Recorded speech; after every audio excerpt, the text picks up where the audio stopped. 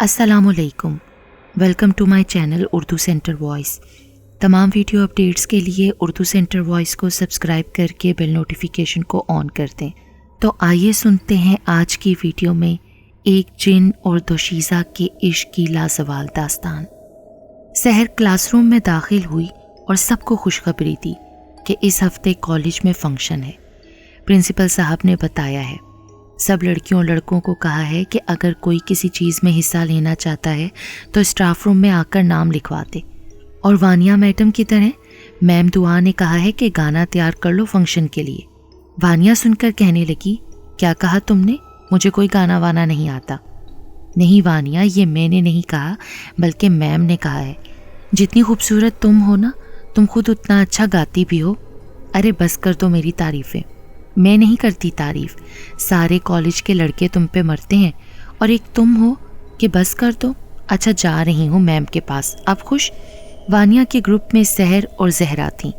वानिया के वालिद एक हादसे में मर चुके थे और वो अपनी दादी के साथ छोटे से घर में रहती थी।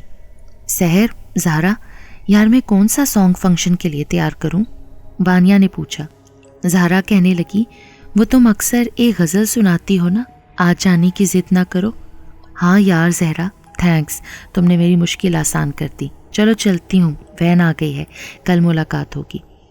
वानिया ने घर आते ही दादी को सलाम किया और बताया कि उसके कॉलेज में फंक्शन है और उसको कॉलेज वालों ने गाने का कहा है। दादी ने वानिया को कभी किसी काम से रोका नहीं था। वानिया बेटी, फंक्शन कॉलेज के बाहर तो नहीं है ना? नहीं दादी, कॉलेज में ही है। अच्छा चलो फिर ठीक है। वानिया छत पर अपने गाने की तैयारी कर रही थी। वहाँ दादी आई और कहने लगी, वानिया बेटी, कितनी दफ़ा कहा है कि शाम के वक्त छत पर ना आया करो, तुमने बाल भी खुले छोड़े हुए हैं। और ये बिल्ला? दादी, मैं गज़ल की तैयारी कर रही थी तो मेरी अचानक नज़र इस बिल्ले पर पड़ी। पिछले घर की छत से आ रहा था ये। दादी, इसकी आंखें देखें, बिल्कुल सब्ज़ हैं, कितनी प्यारी है ना? हाँ, लेकिन मैंने तो पहले कभी ये बिल्ला इधर नहीं देखा। पता नहीं दादी। अच्छा चलो वानिया, नीचे आ जाओ। ओके दादी। रुको बिल्ले, मैं अभी तुम्हारे लिए दूध लेकर आती हूँ। वानिया तो बस पीछे मुड़ मुड़ कर बिल्ले को ही देखे जा रही थी। वो बहुत प्यारा था। आखिर फंक्शन वाला दिन भी आ ही गया जिसका सबको इंतज़ार था। कॉलेज में सब लड़कियाँ लड़के बहुत खुश नज़र आ रहे थे और सब तैयारी में मसरूफ़ थे। ज़ारा और सहर वानिया के पास आईं और कहने लगीं, यार तुम मेरा अच्छा से हेयर स्टाइल ही बना दो। अच्छा अभी बनाती हूँ। एक बात बताओ सहर, तुम्हारी और शाहज़ेब की मोहब्बत के चर्चे पूरे कॉलेज में हो रहे हैं। तो होने दो ना वानिया, हम मोहब्बत करते हैं, कोई जुर्म नहीं। पर सहर, ये मोहब्बत कुछ नहीं होती। टाइम ज़ाया ना करो और पढ़ाई पर तवज्जो दो, मेरा तो यही मशवरा है। ना जी ना, दोनों चीज़ें साथ। और वैसे भी जब तुम्हें मोहब्बत होगी ना तब पूछूंगी। मुझे कभी किसी से मोहब्बत नहीं होगी सहर। अच्छा चलो, अब मुझे भी तैयार होना है। शीशे के सामने से हट जाओ प्लीज़, ठीक है ना? हम बाहर जा रहे हैं, तुम तैयार हो जाओ। वानिया तैयार हो रही थी, फिर अचानक उसको ख्याल आया, ये मेरा दुपट्टा किधर गया? अब क्या करूं? फंक्शन तो शुरू हो चुका है। वानिया जैसे ही पीछे मुड़ी, उसका सर किसी के सीने से टकराया। कुछ लम्हों तक तो समझ नहीं आया और वो कितनी देर तक किसी के सीने से सर धरे उसकी धड़कनों में उलझी रही। फिर हवास बेतार हुए तो उसकी मखसूस खुशबू ने उसके औसान खता कर दिए। वो संभल कर सर उठाकर उसे देखने लगी। सब्ज़ आंखों वाला एक लड़का उसका दुपट्टा हाथ में लिए खड़ा था। ये तो मेरा दुपट्टा है।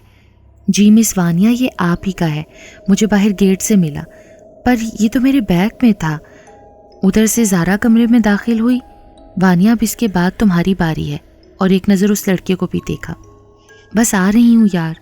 वानिया शीशे के आगे दुपट्टा सेट करने लगी तो ज़हरा भी उसकी हेल्प करने लगी। उस लड़के ने एक बार फिर वानिया को मुखातिब किया, वानिया, क्या आप थैंक्स नहीं कहती किसी को? पर ये क्या? शीशे में ज़हरा और वानिया का अक्स बन रहा था, जबकि वो लड़का जो वानिया की दाईं जानिब खड़ा था उसका अक्स शीशे में नहीं बन रहा था। वानिया ने पीछे मुड़कर देखा, ये कैसे हो सकता है? अभी वानिया कुछ कहती ही कि सब्ज़ आंखों वाले लड़के ने कहा, मिस वानिया, आप खुद भी प्यारी हैं और आपकी आवाज़ भी। वानिया और भी हैरान हुई कि ये मेरा नाम कैसे जानता है। आप कौन हैं? मैंने आपको पहले कभी नहीं देखा कॉलेज में। इतने में ज़हरा भी बोल पड़ी, आप जो भी हैं बहुत खूबसूरत हैं। नाम क्या है आपका? इब्राहिम नाम है मेरा। وانیا غصے سے بولی، پہلے میرے سوال کا جواب دیں۔ اتنے میں سحر جلدی سے کمرے میں داخل ہوئی۔ وانیا، زہرا کیا کر رہی ہو؟ جلدی آؤ، وانیا کی باری ہے۔ سحر کی بات سن کر وہ سبز آنکھوں والا لڑکا باہر نکل گیا۔ سحر بولی، ارے یہ کون تھا اتنا پیارا لڑکا؟ زہرا کہنے لگی، پتہ نہیں کون تھا، خیر بعد میں دیکھتے ہیں، پہلے باہر آ جاؤ، سب دیکھ رہے ہیں۔ وانیا اب سٹیج پر آ کر غزل گا رہی تھی۔ آج جانے کی ضد نہ کرو، یوں ہی پہلو میں بیٹھے رہو، آج جانے کی ضد نہ کرو، کہ اچانک وانیا کی نظر ابراہیم پر پڑی، جو لاس پر بیٹھا وانیا کو ہی دیکھ کر مسکرا رہا تھا۔ جیسے ہی غزل ختم ہوئی، اس نے اس لڑکے ابراہیم کے پاس جا کر سب کچھ پوچھنا تھا، مگر جب وانیا وہاں پہنچی تو دیکھا اب وہاں وہ لڑکا نہیں تھا۔ یہ کیسے ہو سکتا ہے؟ ابھی تو ادھر ہی تھا۔ وانیا سوچ میں پڑ گئی کہ یہ لڑکا کون ہو سکتا ہے، لیکن ایک بات جو اس کے دماغ میں بار بار آ رہی تھی کہ جب زہرا اور میرا عکس شیشے میں بن رہا تھا تو ابراہیم کا کیوں نہیں بن رہا تھا؟ یا پھر اس کا وہم تھا؟ گھر آ کر بھی وانیا اس لڑکے کے بارے میں سوچ رہی تھی۔ وہ بار بار اس کو یاد کر رہی تھی کہ وہ بہت خوبصورت تھا، پر کون ہو سکتا ہے؟ اس کو میرا نام کیسے پتا، اور اس کو میرا دوپٹہ کیسے ملا؟ ساتھ ہی وہ کہہ رہا تھا کہ میری آواز بھی خوبصورت ہے۔ اس نے میری آواز پہلے کہاں سنی؟ اس کو تو معلوم بھی نہ ہوگا کہ میں گانا گانے والی ہوں۔ ابھی وہ انہی خیالوں میں گم تھی کہ بلے نے اس کے بستر پر چھلانگ لگا دی۔ وانیا ڈر گئی، لیکن جب دیکھا کہ یہ تو بلا ہے، اس کو سانس آیا۔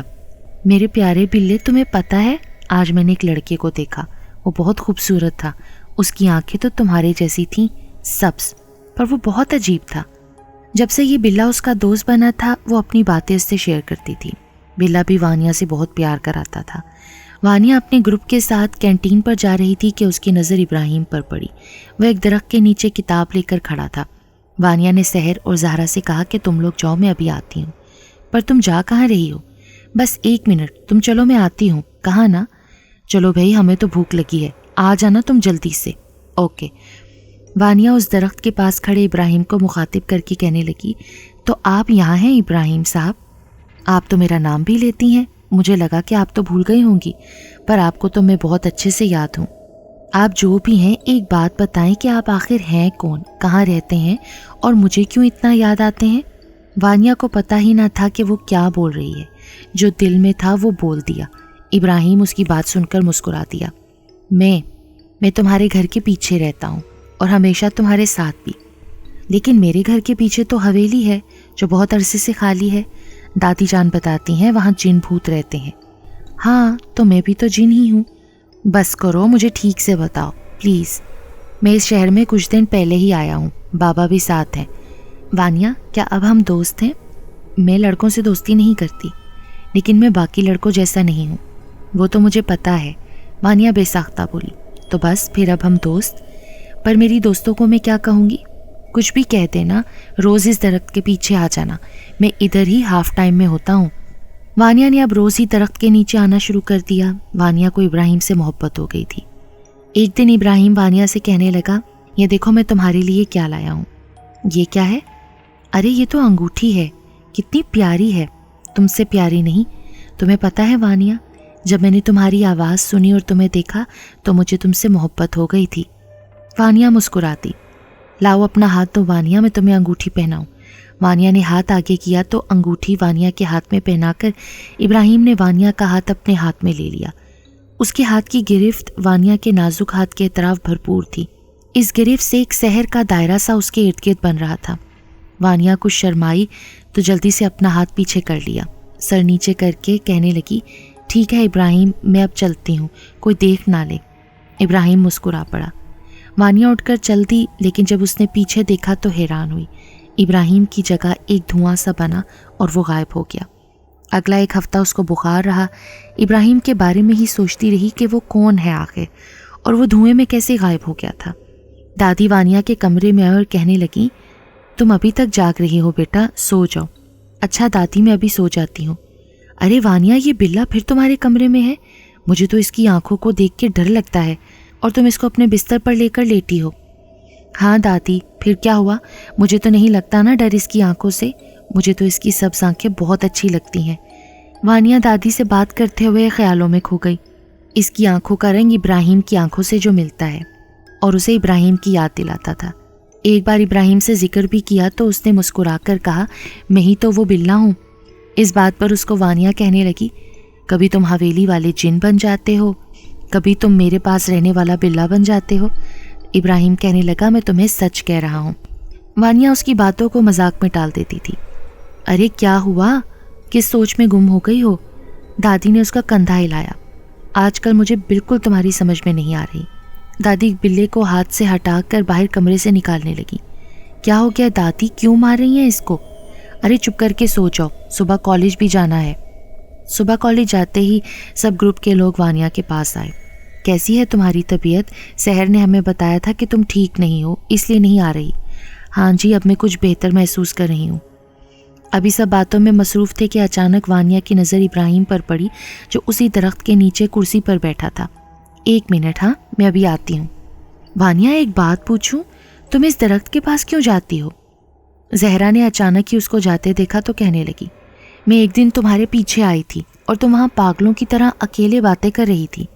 وانیہ کو کچھ سمجھ نہیں آ رہا تھا کہ اس کے ساتھ کیا ہو رہا ہے۔ زہرا، کیا تمہیں درخت کے نیچے کوئی بیٹھا دکھائی نہیں دیا تھا؟